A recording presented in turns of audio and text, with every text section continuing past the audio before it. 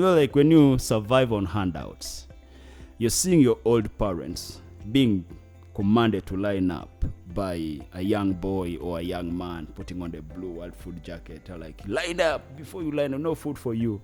And you're like, why? Where do they come from? How come for them they're on the power standpoint, they're commanding the whole community to line up to give them food?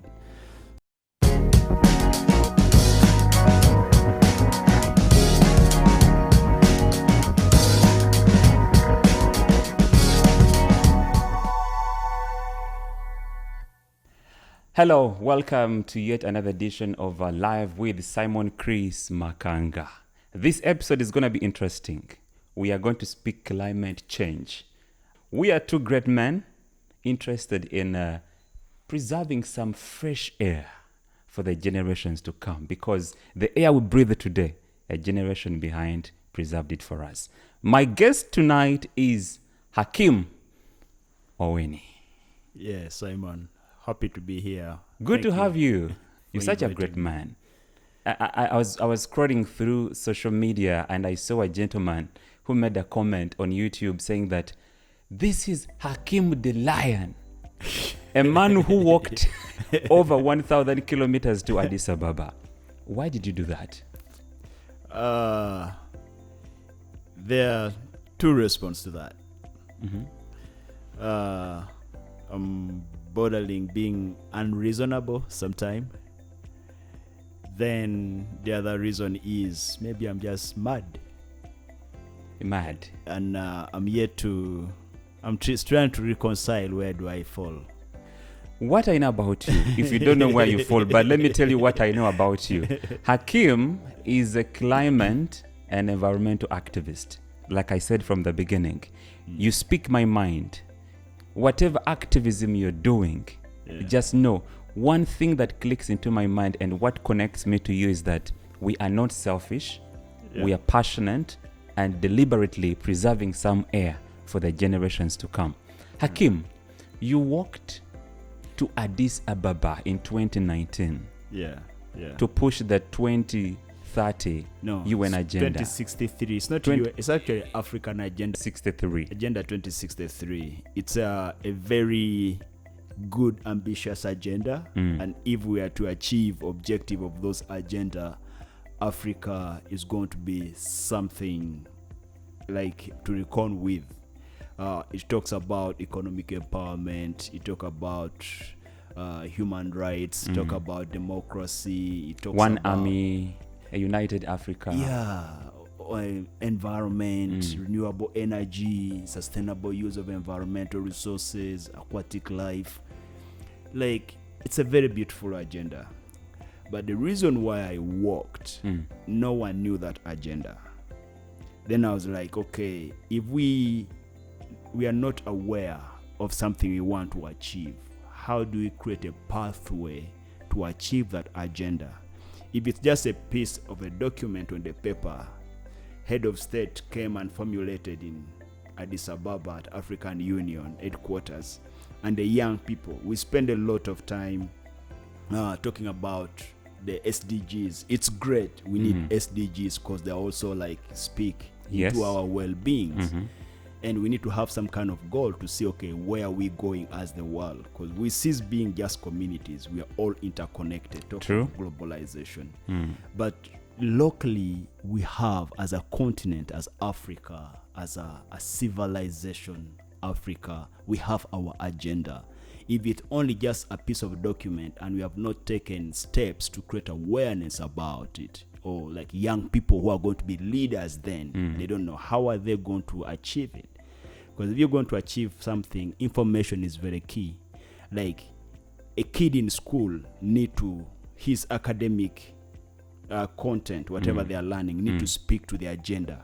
You have to set goals. So you cannot set a goal without having a system in place. Absolutely. Now, it's now almost 4 or 5 years since you walked to Addis Ababa. Do you feel like we are working towards achieving the Agenda 2063? My main goal for that agenda, first of all, is to popularize it. Like, are people aware? If you are aware, how does your action speaks to it? it was not just about walking. There was a lot of community engagement. I talked to universities, communities. We did some work. In Uganda, I interacted. I was at Tororo Girls. We planted some trees. I was at Manja Sea. Engaged policymakers in Kenya, on my way, Bongoma, Kakamega, Kapsabet, Napkoi, Nairobi. Wow. I was at Australian embassy, talking to their staff. They picked interest and they invited me. And actually, the deputy ambassador then hosted me in Nairobi and also supported.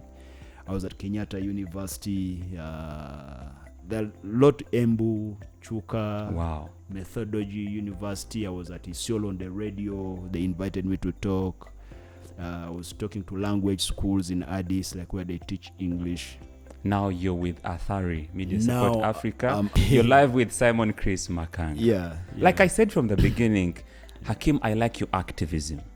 We need more of these, more of you in this country. You didn't stop there. You cycled over 600 kilometers to Nairobi. Yeah. You are also pushing the Africa Climate Summit. Yeah, the agenda there is, Chris, when you see today in Kampala, the air pollution is beyond, like, it's like the intoxication of the air pollution in Kampala is like at the, how do you call it, at the highest level. Yet we are aware about it. Scientists have done their job. The statistic is there.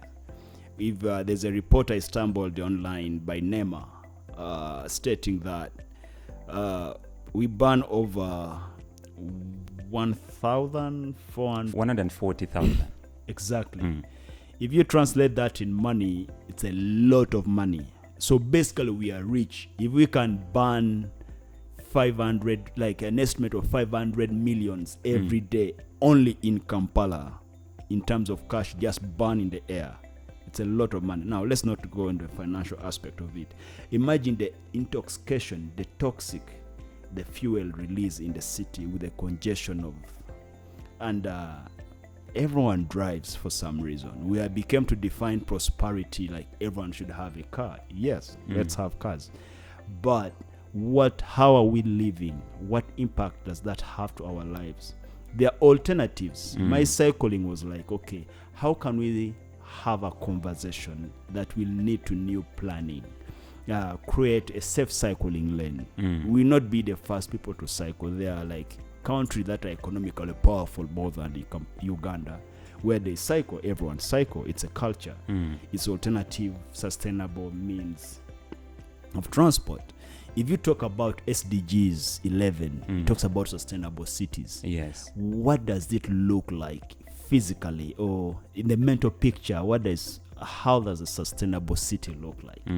If we don't start imagining these things from like the practical standpoint, and we just have them on the paper, they remain as papers, and we are going to indulge ourselves in intoxication and what we define as prosperities, and the air is going to get polluted, people are going to get sick. Before you know, you have the biggest percentage of people in Kampala sick. They cannot contribute to the economy. How do we get to the authorities? How do we get into their mind to start thinking and putting into practice whatever decision that comes up?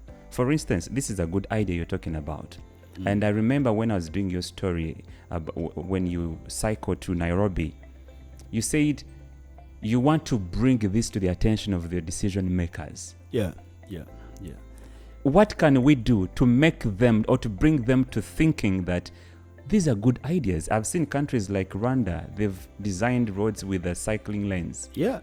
What is taking us so long here? It's a neighbor. And it's not only decision makers. People need to demand. Being at the decision making position, there's a lot of contradicting priorities. You have a lot of resources who are trusted with power, but it's not only them. We as a culture, we as Ugandans and decision makers, they're only up there because we are here and because we give them the mandate to be in that space. So we need to direct them that, okay, right now this is our priority. Our people environmentally conscious. Are they aware? Do they read these reports? Do they demand? Yeah. So if you are to focus on only decision makers, well, it's very important that like we give them responsibilities and they have to make decision on our behalf. But we need to put a vote behind our decision. Now, how many Hakims in that space are demanding for safe cycling lane? Now, that's why the question is. So for me, I need to multiply the number of citizens who demand safe cycling lane for decision maker. That's why I only speak through them to the media. But until the citizens come behind me and they give me enough energy to talk to citizens, and that's why I'm happy talking to bicycle users, the people who use bicycle every day. I'm happy to talk to citizens like you, talk to the media, engage them so that they create awareness. Because at the end of the day, it's a community. That decision maker, he has also his own issue. But we as a society, we need to wake up and imagine how we have a feeling that we are in this together, and how together can we build the society that we want. How can we build a community that gives meaning and purpose to every life in every system we build, starting from roads? How do we define success? But now you have majority of Ugandans, majority of Kampala people, a definition of success is buying a big car. True. So living in a posh apartment. Let's not go there again. Let's take to climate change. But that's climate change. Like if every citizen defines success by buying a big car, imagine that on air. How much fuel do you consume? How much resources goes into making that car? Start with a simple thing. Hakim, you talked about you multiplying yourself. But before you do multiply, I'm curious to understand. What sparked off the interest for you to start doing this activism? To the extent that you're walking to Addis Ababa, you're cycling to Nairobi. I don't know. You might walk to Rwanda again. Who knows? What sparks of this interest? Well, to start with work, it won't be fair because it won't give people a big picture.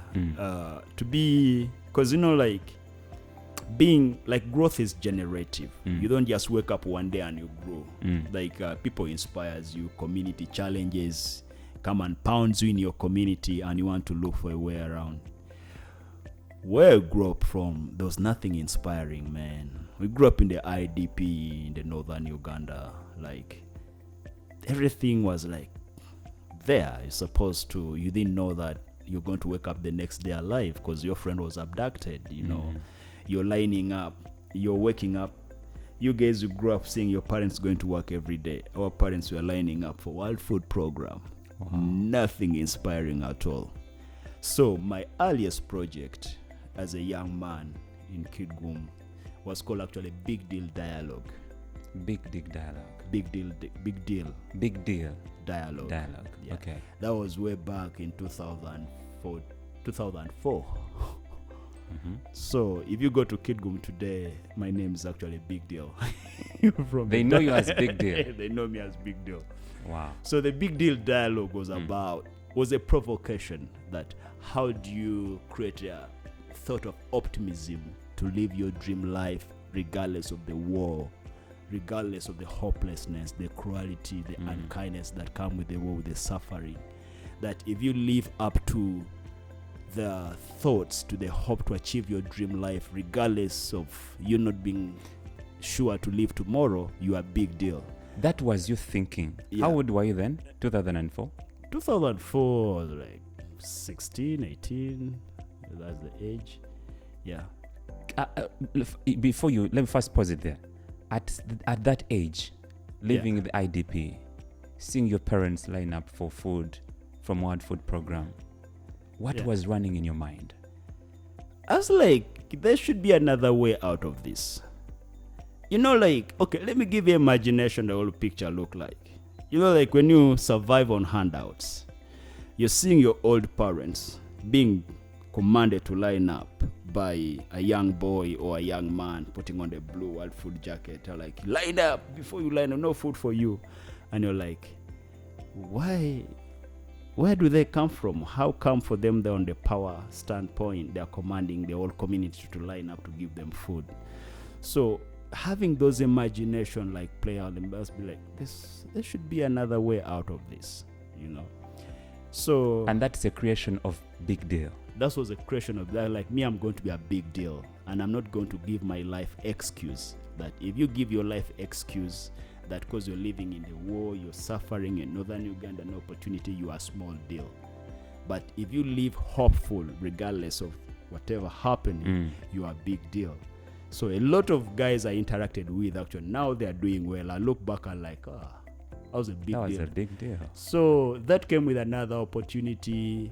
Organization that had receptions where like ex-child soldiers would come, they would invite me to have a dialogue with them to help them to integrate, because I was a young man and there were young people coming up, and they would invite me to talk to them, to give them optimism, because even like the possibility of imagining a good life alone was hard. Now, how do you build a society when everyone think of only suffering?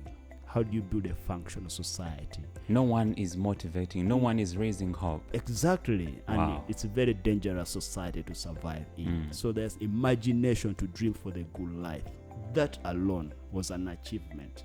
And I think for me, cultivating that imagination at that early age made me to be where I am today. Just because like I had the possibility, the lightening. I don't know what else could have happened if I did not think of a big deal dialogue. So how do you now bring in the deal, the big deal, into climate change? By then I didn't even think of climate, because climate something like that came later on. Just to give you a story, the climate came in, the environment basically came in after when the war ended and people were going to resettle, and people started putting pressure on the environmental resources because they are trying to rebuild their lives. And those resources became a source of conflicts. So I started thinking of, okay, how can we have a way of sustainable use of environmental resources so that these natural resources we depend on don't be again the cause of conflicts as we are rebuilding our lives after over 20 years of war. So that's when reading, I said, okay, environmental degradations affect climate change. So I started like developing knowledge in that aspect. Like I think when you see our lives today, like all our needs have answers in environment. True. The Nature. water, the air, the soil, the technology, everything you think of come from the environment. True. And our interaction with the environment, like if you see that in the environment is a very fragile place. These things can run out. We can run out of fresh air we use. So that's why I started getting in that space with curiosity, talking to leaders, talking to technical people. And What were you telling them? And like there should be a way out, like destroying, like using our environmental resources in an unsustainable way is not going to be good, and it's going to end up causing another problem. We should have a way, we should have a conversation promoting sustainable use of environmental resources. So also like they were thinking, I didn't have solution, I was just generating conversations so that You were identifying a problem and trying to measure or bring in a solution which you did not have, but you felt like there was a solution. Identifying a problem is a English I learned later on, but by then it was not like something, because I was not from the technical standpoint. You were seeking for a solution in a nutshell. In a nutshell. But yeah, you call it problem identification. But I didn't have that English by then. You know, like, yeah. But yeah, that's how it's it. Then getting people's consciousness, starting people to understand, developing environmental consciousness, and in between a lot of things took place. I was like, I participated in a number of fellowship like Oxfam International Youth Partnership in 2010 as a result of like many other things that started. And that build on another. Then recently in 2021 I was part of the Mandela Washington Fellow. So you grow in the leadership space, and the more you grow, you create an eco environment where you even get more wiser, you get more knowledgeable, and you start getting touched. Some of the things we hear, like the work, becomes as like a measure, like, okay, how can I affect change within my own means? How can I get people's consciousness? How can I talk to people to have a new idea, to have a possibility to imagine, and people to understand. Because some of these things, when you're doing them, there's a Uganda version. I normally people asking me, "Ofunilawa." Now that is the thing. No. That is the thing. Let me even cut you there. Let me tell you this story before we go back to your story. Let me tell you, Hakim. Yeah. As a journalist, I quit TV news anchoring and reporting. So I started a media organization, a non-profit media organization. But whoever I told about this organization, that I'm telling stories that are going to impact society with a major focus on climate change, guess what most people were telling me? Now you're targeting the white money's, the white money's money. Like I'm targeting money from the Western civilized countries. I'm like, Jesus. Some people don't know that some of the things are personal. Yeah. You have a story. I have a story. Yeah. Where I come from in Nakasongola district, bro, it is 90 miles away from the capital city. But every drought, every dry season, we are hit by severe drought. I have to send money every week, a minimum of 100,000 shillings, to fetch water for home use and the animals. That's my family, that at least I'm here hustling for that.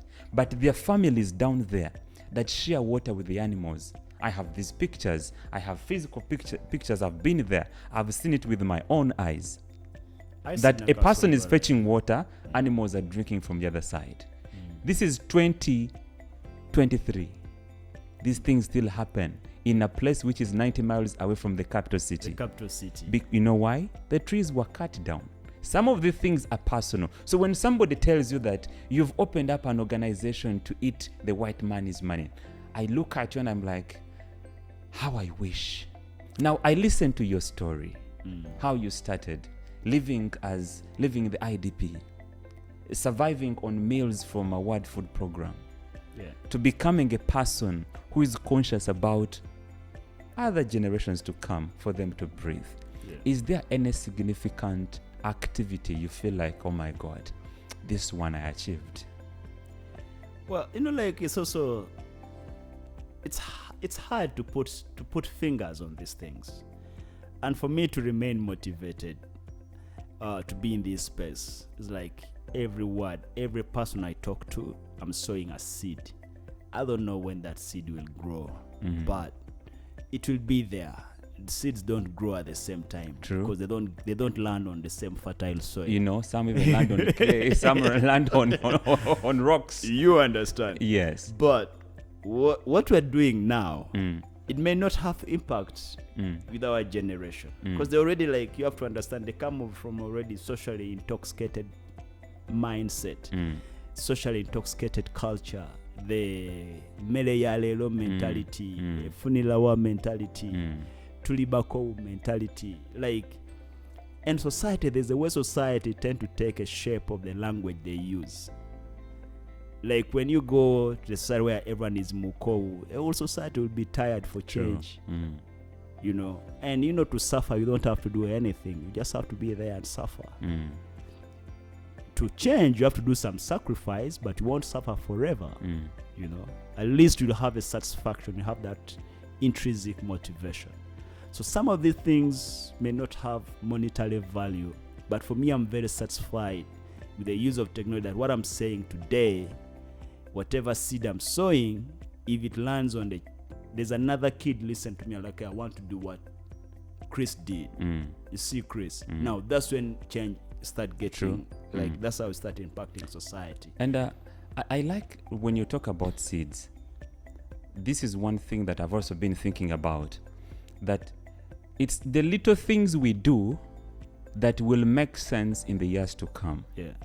Look, whenever I find a person throwing a plastic bottle, or disposing a plastic bottle anyhowly, even if I am rushing for a meeting, I will have to stop. And one thing I learned, Hakim, is that initially I used to be rude to them. I used to be rude to anyone who just dumps a plastic bottle. But I realized it's not working out. The seed wasn't being multiplied. You're not planting so the what right I seed. did, I inform the person politely. Like if I'm like, sir, what you just did is not really okay.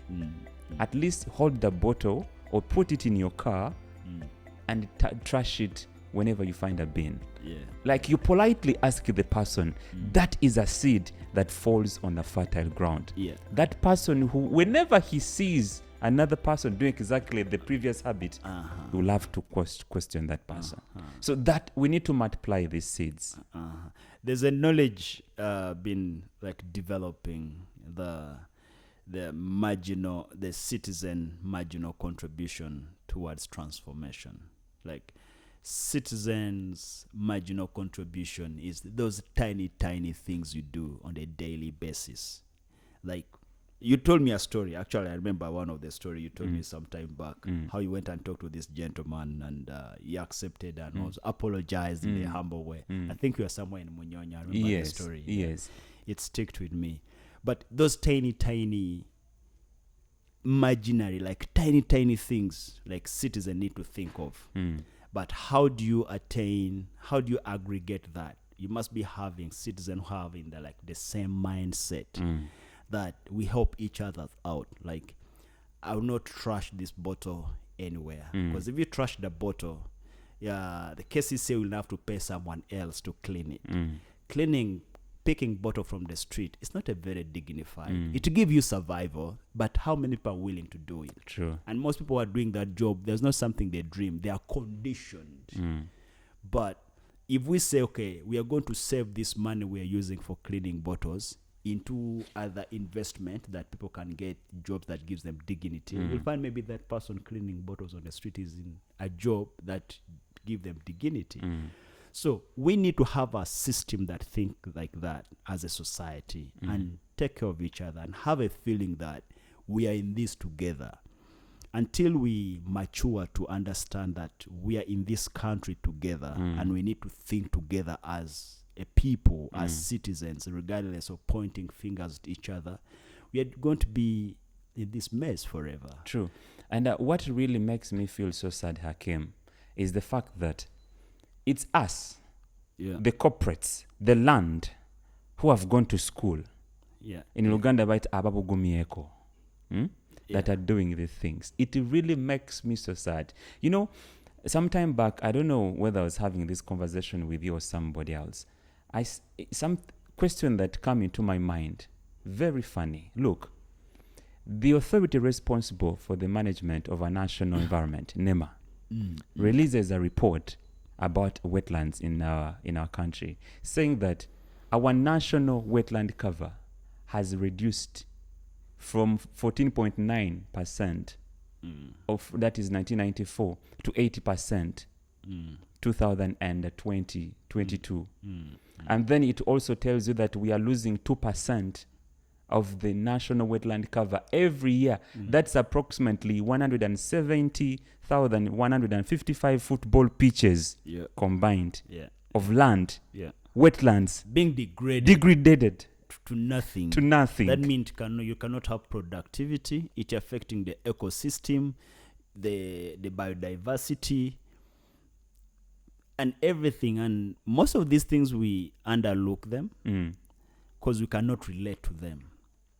But until people mature to relate to the impact and people get to understand how these things affect them, if you know how that wetland, how do you call it, the Lubiji, impact your life, you're going to stand up to defend it. But the saddest thing is, Hakim, a person will watch the news on TV, the figures I've just given you. We read the same story in the dailies.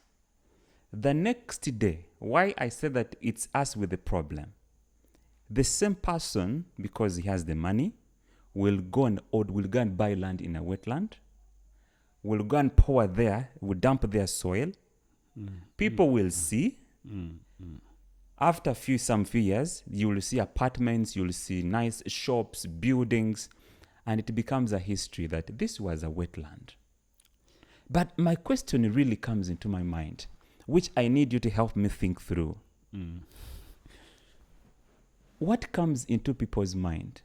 Why don't people really care that we are in a crisis and people don't seem to understand that that there is really a big crisis, climate crisis.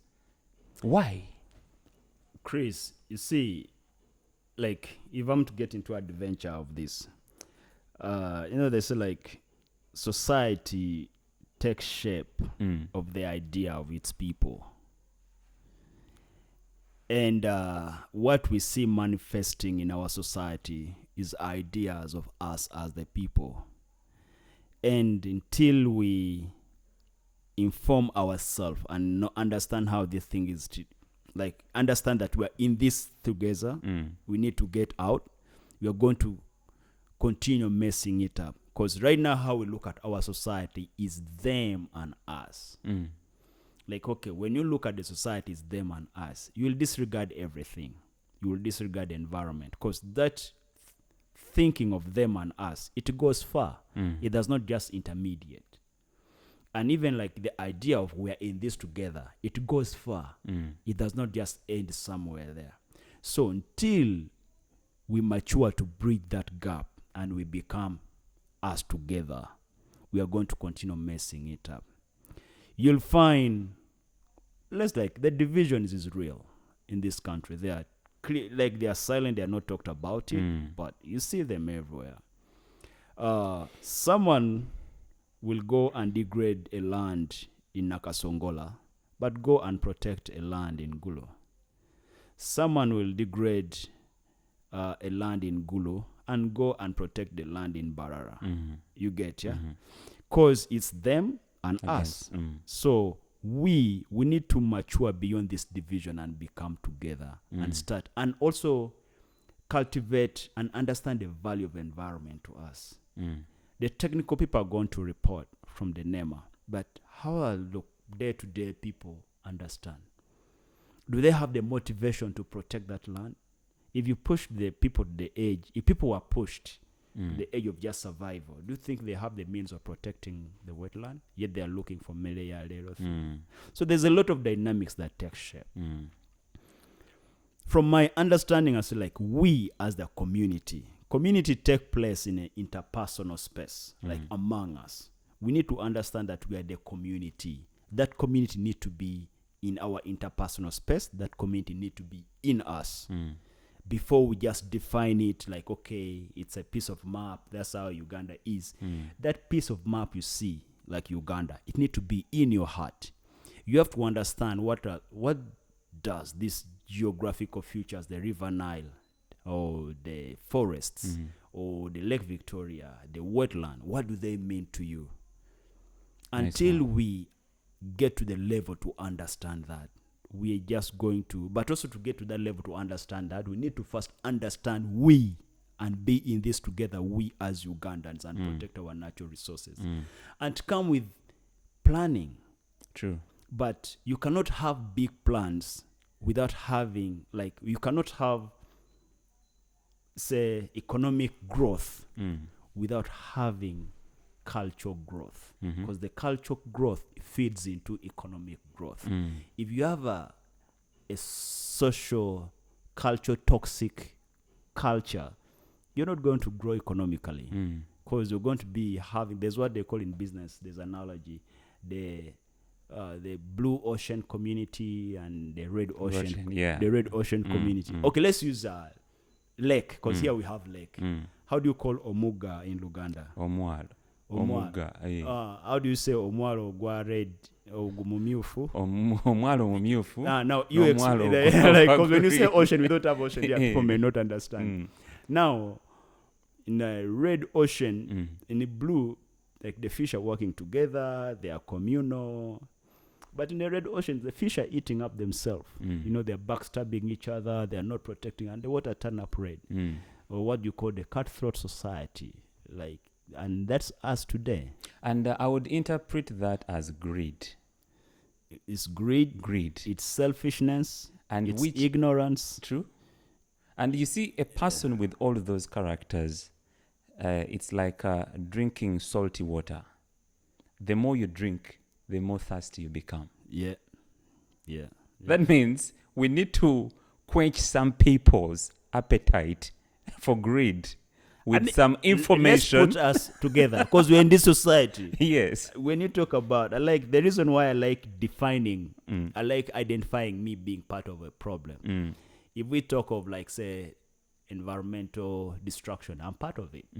You're part of it. I like the kind of expression that I'm in this problem. So how do I get out?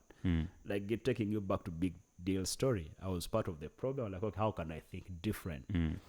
Because the idea of pointing fingers, it makes some people feel, okay, we are being blamed and all that. The blame and them and us comes in. So I like bringing in, okay, let the perpetrator understand that, okay, I'm also a perpetrator, but I'm finding a solution out to stop being a perpetrator. So I like that kind of approach. So now, Hakim, you talked about the big deal.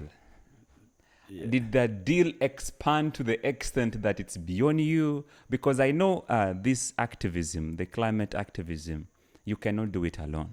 No. You have to work with the authorities. You have to work with the organizations. Have has anyone picked you up? Or you're still doing the things solo? And you know, when you're doing activism, solo is not activism. Like the activism by its very definition, it's community. You need to mobilize community. If you're doing it alone, then it's not. Like normally I tell people, I actually train activists, like how to be an activist. Like for you to understand what activism is, you have to understand what activism is not. Okay. So if you're doing it alone and you think you're doing activism, then you're not. How do you mobilize community to find a solution, to divide, to forge a solution out of the problem they're in?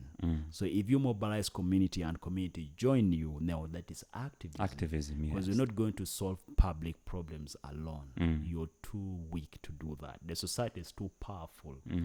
Like whatever they are, even if they are doing wrong, they are too powerful for you to correct them if they are doing wrong.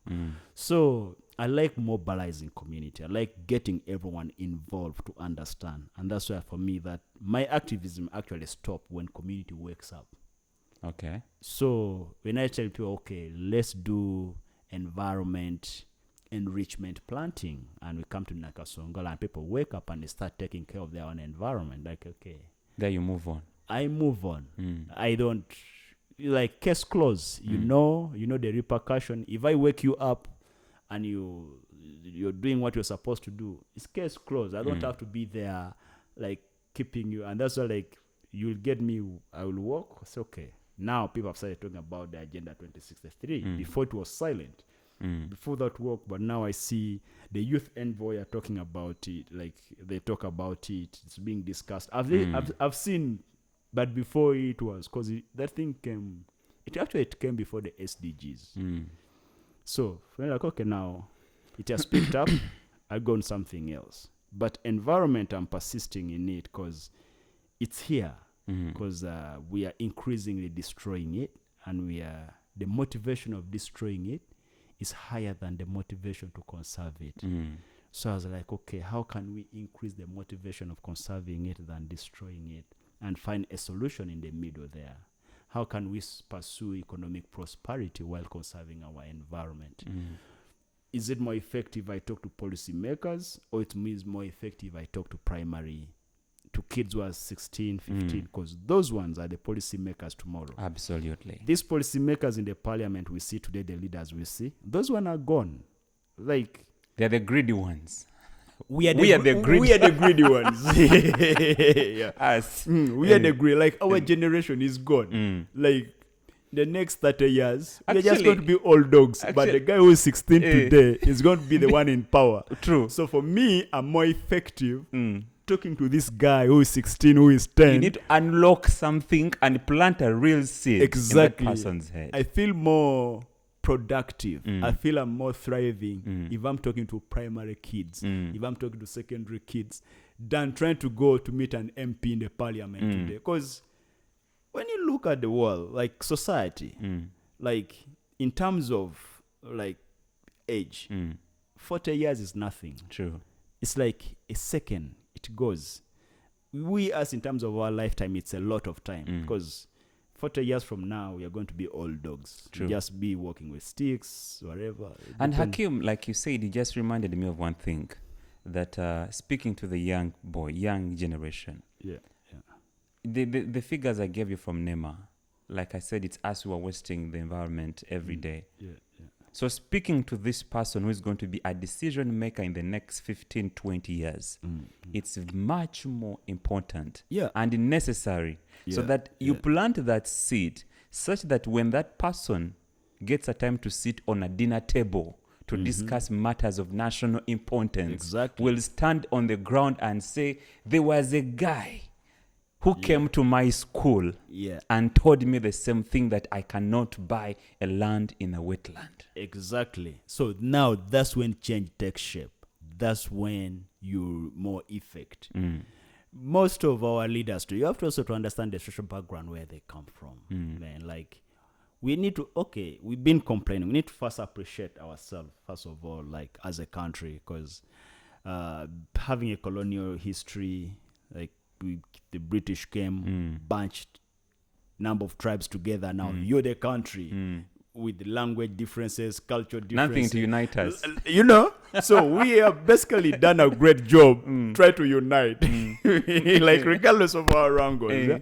Because in Europe, there's no country you hear that, even you're Austrian, it's Austrian. They speak one language. There's no country where you find like people are speaking more than 10 languages.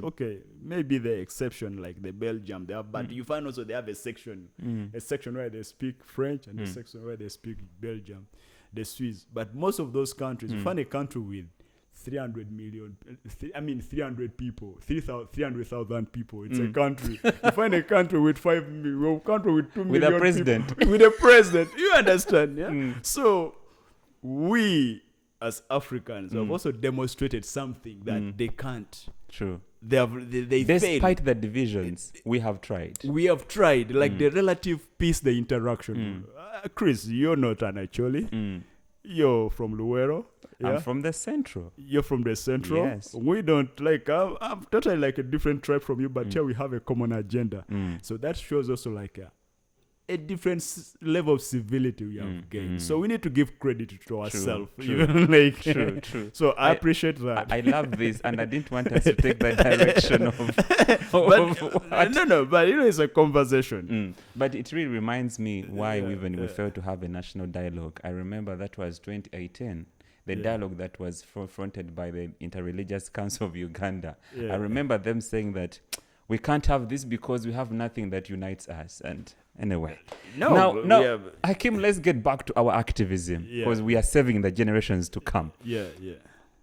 How do we get family to join the activism? Because you find in a family, you'll find like one person, probably that person is not even supported by the family. Or sometimes they don't even understand what you're doing. This is very common. Like myself, where I come from in Nakasongola, right now, if I told my dad that I need to plant 1 million trees, I need to raise a campaign to plant 1 million trees in Nakasongola, it may not make sense to him. But how do we get family to join our activism? Or is your family supportive? We are climate victims right now as I talk.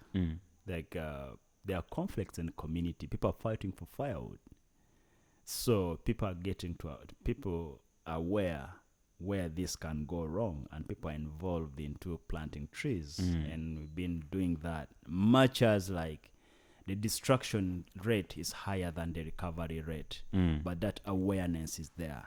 This is not a one-off communication. Let's just say you have to understand where they came from, because our families, like our fathers, grew up they tell you, it was abundance. We used to eat mangoes, we used to eat this for free. Like they have, like when they go in their memory lane, you hear their conversation, because everything was there. First of all, Uganda was not hosting refugees by then, but maybe they were there, but there were few. Today, we have had like unrealistic population growth. If you have internet and check, the population of Uganda in 1984, we were 14.4 million. 14.4 million. 14.4 million. We still had forest. We still have trees. Now imagine the pressure. And our national forest cover by then was 36.7. Exactly. Now imagine the pressure the 45 million people puts on environment. Now we are at 13.9. Now, if this continues for the next 10 years, are we going to be having forest if we don't intensify the conversation? So they may not understand us, but them not understand us should not be an excuse for us to give up our tools. They love to understand us because conditions are forcing us to understand. You know, there are those things like even when it's something you don't support, condition will support you, will condition you to support it. And I think that's a conversation. We are not here that we are talking something we want to be seen or all that, but we have a message like, okay, let's go on the family table. The dad, the mother, the kids, the teachers, regardless, the border families and everyone. All those are community stakeholders. Like, let's go back on the table and rethink how we should protect our environment. When I walk in the markets and I see mamas making briquettes, I get impressed. And these are old women. Like, why like big percentage of us involved in this business? Why are you still cutting down trees for charcoals? Because it's very unsustainable. Why is the government not reducing on taxes on gas and make gas available? When are we going to kill this culture that food cooked on gas is not as tasty as cool? So if you that food for firewood is tasty for you today, is it sustainable? Will your children eat that food tomorrow?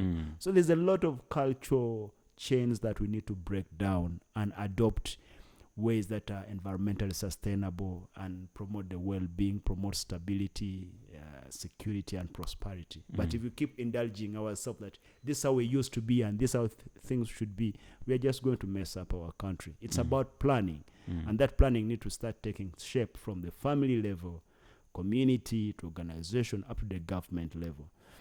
And you can only get people who can plan well when they come from communities that cannot plan. And you can only get people who can plan at community level if they come from the families that can plan. It's a chain. True. Yeah, and when I hear you speak like that, what really comes into my mind is organizations like the United Nations. They have really tried. I'm sure you have read the Agenda 2030 on plastic, on waste management. Because when some of the things are present with us, they've made decisions and they're being implemented. Because when you look at initially, let's talk about gadgets. Nowadays, most of the gadgets that are being produced, they have one single charger, Type C. It's only Apple that are still, I think they're still in talks. But almost all the new gadgets have one single charger. Initially, if you're going out of this country and you're carrying a laptop, a phone, a camera, the 3 items. Yeah. You will need 3 chargers. Yeah. And that's resources. That's resources. And those need to be extracted from the environment. Yes. And in the process of extracting it, they cause pollution. Absolutely. So I like that trend they are using. So UN comes out and says, hey, when these things don't work anymore, you will dispose them into our environment. And they are damaging the environment. So let's create one single charger that if you're going out of this country, you have a phone, you have a laptop, you have a camera and other gadgets, use one single charger. And you know how it plays out? You know, you multiply. If you're going to board an aeroplane and everyone has 3 chargers to charge their things, like before, the weight it add and the fuel the plane need to consume. So you see like you see the domino things. You see like the marginal. We talked about the marginal citizen contribution or the marginal innovation contribution or the marginal decision or policy contribution. Like those tiny things can make a very big difference. And UN comes out and also says that let's celebrate every 30th of March as Zero Waste Day. To remind us of these small nitty-gritties that we are doing that will later add up, because all what we want to achieve is a zero waste by 2030. Yeah, because man, science is scaring us, and it's not just scary; these are facts. They are within us. Yeah, this when they see the level of toxication, like from the Industrial Revolution up to where we are now, I don't know how many generations we have gone through. like the toxic level have risen up, and we see like impacts. We see like extreme weathers taking place, and they say it's attributed to our industrialization, the fumes we made, we are emitting in the air. So all these things are happening. Like at UN level, UN will come up and say, okay, this is happening, let's celebrate this. But an organization like UN, they cannot execute. Most of this program need to be executed at local level. I mean, even the government have challenges executing programs like at national level. And that's why they started decentralization. But even at district level, it's a challenge. They have to go back to sub-county level, because that's when you're in touch with community. True. That's when like people can actually, like, that's when the rubber hits the road, if I'm to use that. Like, because people love to plant trees. Parliament pass legislators every day. They're always emitting pollution.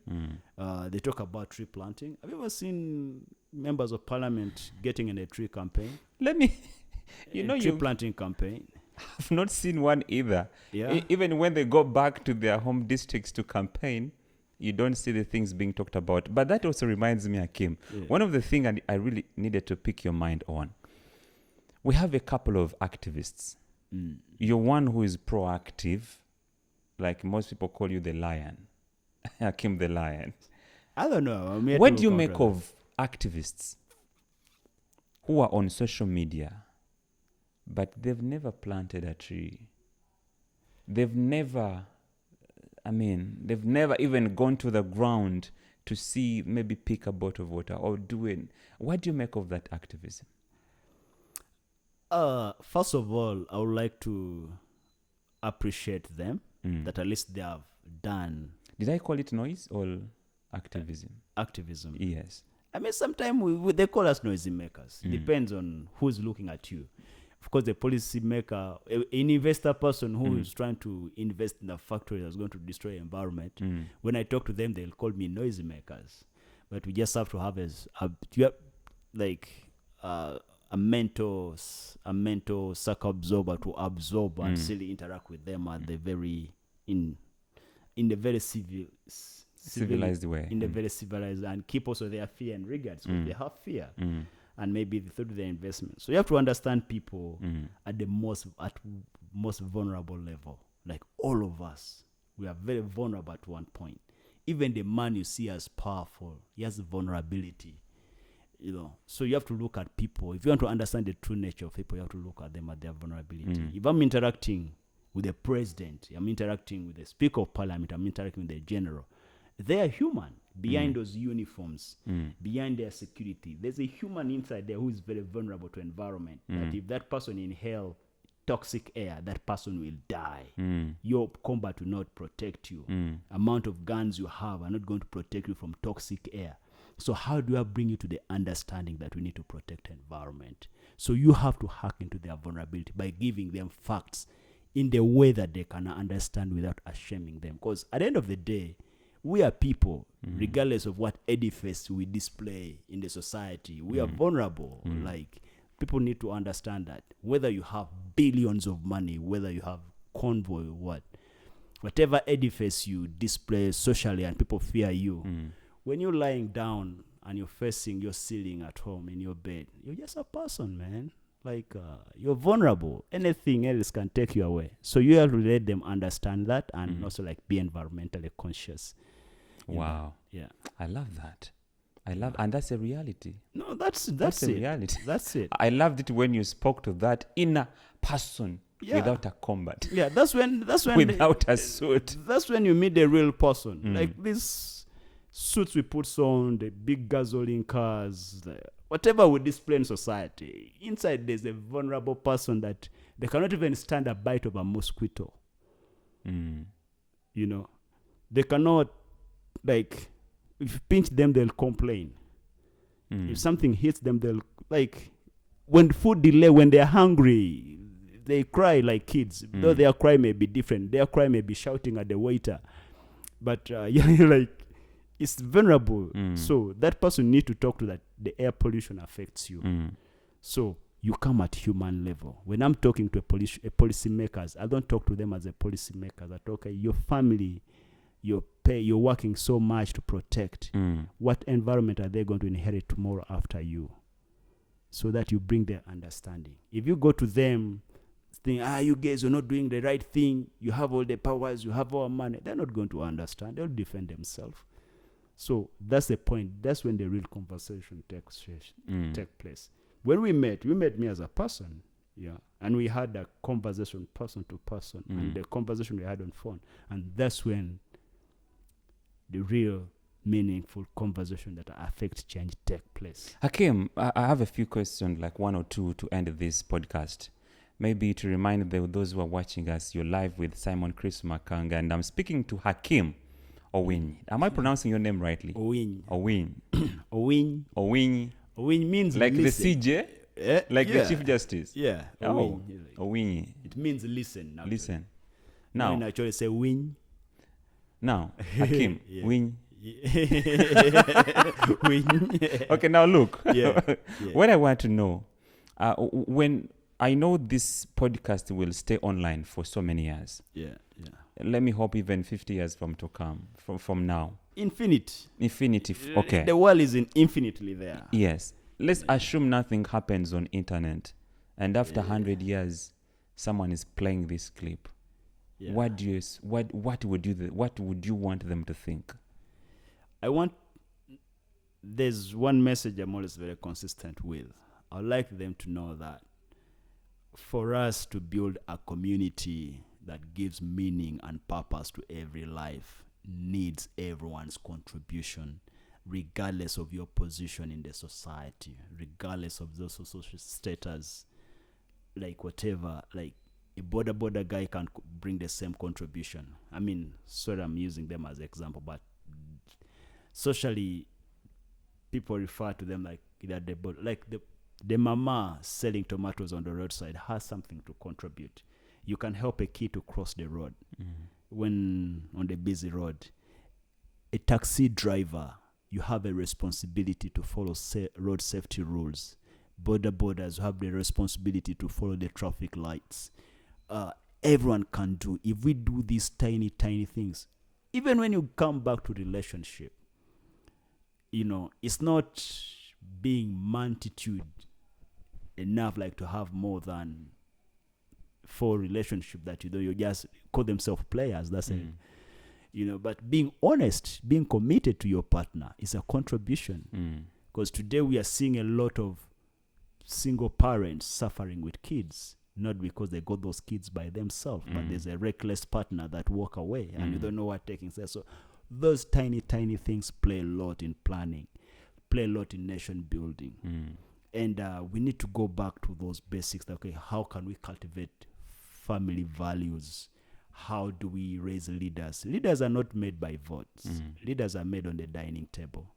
And that dining table, the 2 people has to be there who made that kid. They have to talk. You have to check their homework.